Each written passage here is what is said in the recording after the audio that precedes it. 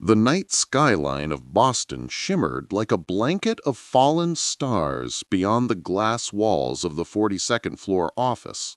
The conference room was still alive with murmurs, the faint hum of computers, and the soft buzz of ambition.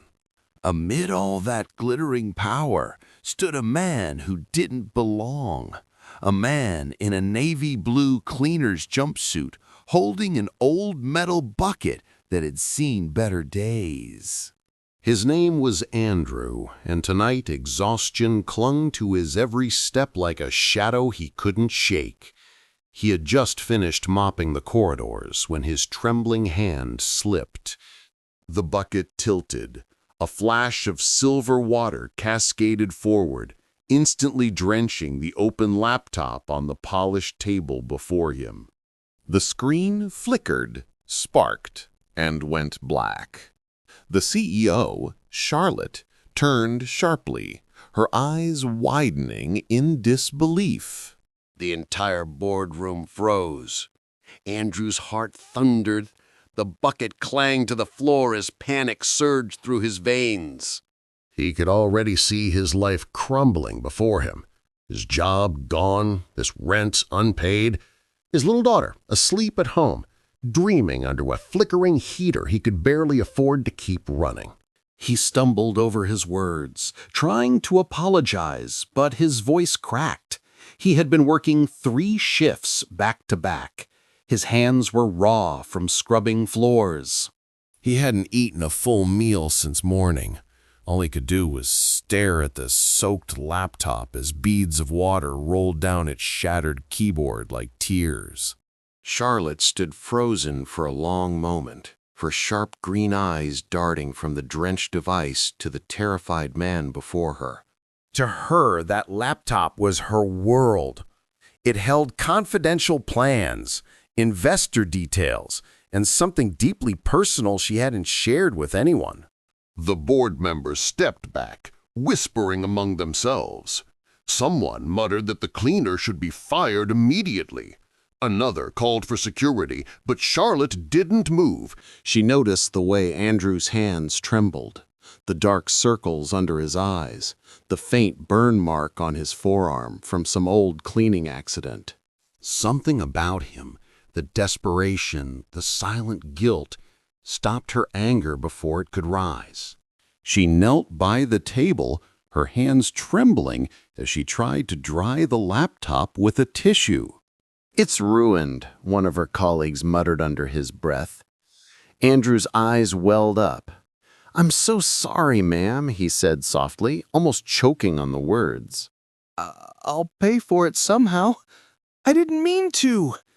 His voice broke, the sentence collapsing under the weight of shame. He had no idea that his mistake had already saved him. As Charlotte opened the screen again, the display flickered to life just one more time before dying completely. For a brief, fragile second, something appeared on it. A photograph. A small girl with light brown hair, maybe 5 or 6, smiling brightly while holding a hand-drawn card that read, "Happy birthday, Daddy, you're my hero." Charlotte's eyes softened instantly. She glanced up at Andrew and for the first time saw not a cleaner, but a father. The room fell silent. The executives exchanged puzzled looks, unsure what the CEO was staring at. But for Charlotte, that image hit a place she hadn't touched in years. Her own father had been a janitor once, a man who had worked nights to put her through school, who had died before seeing her rise to the top. The memory hit like a tidal wave. She blinked hard, but the tears escaped anyway, rolling down her cheeks before she could stop them. Andrew looked utterly lost. He thought she was crying out of anger that he had destroyed something priceless.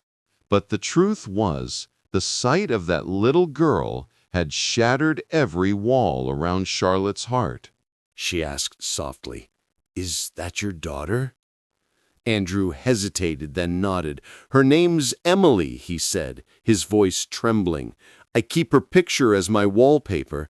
It reminds me why I'm doing all this." He explained in fragments, how his wife had passed away 2 years ago after a long illness, how he worked nights to keep his daughter in school, How he sometimes brought her to the janitor's closet because he couldn't afford childcare.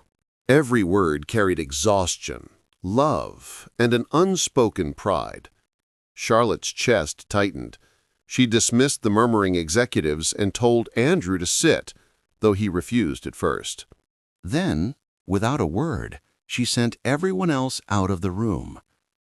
She asked about Emily's favorite color, her favorite food. As the door closed, the city lights behind her glowed brighter, reflecting in the tears that still shimmered on her cheeks. She told him quietly that she wasn't angry, that accidents happen, and that maybe, just maybe, this one had happened for a reason. Andrew smiled faintly for the first time, saying she loved pancakes with too much syrup and coloring books she could never finish. Over the next few days, Charlotte couldn't stop thinking about the night. She had the laptop repaired, though she'd already copied the photo that had appeared on the screen into her memory forever. A week later, she called Andrew into her office. He arrived nervously, his uniform freshly ironed, his eyes anxious. Charlotte stood by the window, holding a small folder. She told him that she had been reviewing a proposal for an internal maintenance project, something that could use a supervisor who truly understood the struggles of the staff. Then she handed him the folder with his name on it. Andrew opened it slowly. Inside was an offer letter. She was promoting him. He tried to speak, but his voice broke into quiet sobs. His salary would triple, his working hours would be reduced, and there was a note at the bottom in her handwriting for Emily. "Thank you for reminding me that kindness still matters." Charlotte turned away for a moment, pretending to check her phone, but her own eyes glistened too. In the weeks that followed, the one silent cleaner began to smile again. On his first weekend off, he bought her a small second-hand bicycle with pink ribbons. He would come home early to Emily, who'd wait by the window with 2 cups of hot cocoa and her favorite storybook. She squealed with joy, pedaling down the narrow street, while he watched, his hands trembling not from exhaustion now, but from gratitude. Charlotte, meanwhile, started a new initiative at her company, a scholarship program for the children of low-income employees. At the launch event, she mentioned, "Sometimes it takes one small accident to remind us that success means nothing if we forget where we came from." As for Andrew and Emily, their days slowly turned from struggle to hope. Each sunrise felt like a gift.